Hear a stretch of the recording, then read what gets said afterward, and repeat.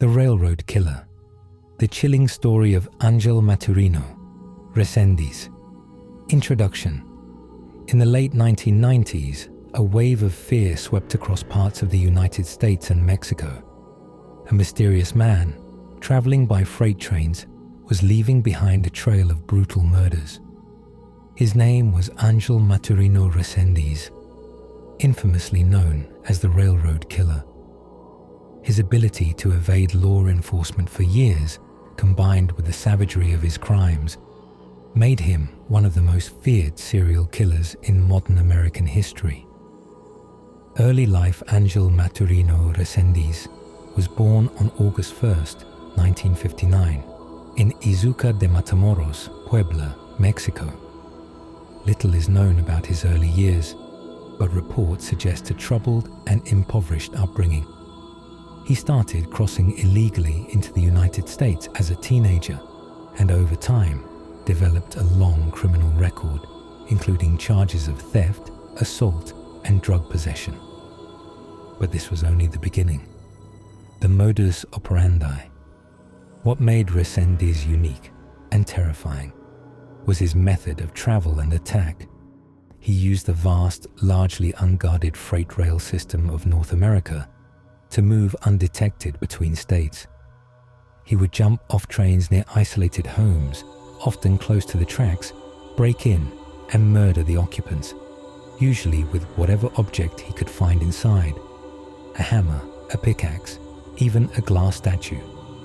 He then stole money, jewelry, or food and vanished. Back onto the rails. He was a ghost, disappearing into the night before authorities could react. A trail of terror. Between 1997 and 1999, Reséndiz is believed to have killed at least 15 people across several US states, including Texas, Illinois, Florida, Georgia, and Kentucky. His victims ranged in age, gender, and background. Some were elderly, some young, some male, others female. What united them was their proximity to the rail lines and their vulnerability. Here are a few of the most chilling cases. Claudia Benton, December 1998. A doctor from Houston, Texas, beaten to death in her home. Her case was pivotal in the investigation.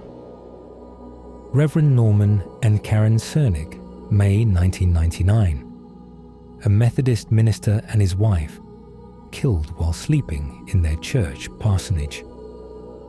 Nomi Dominguez and Josephine Convica, June 1999. Two women murdered days apart in Texas. One of their vehicles was used by Reséndiz to flee.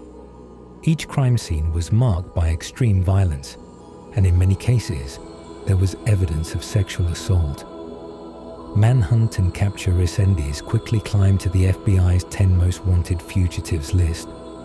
A massive manhunt was launched, but his train-hopping lifestyle made him incredibly difficult to track.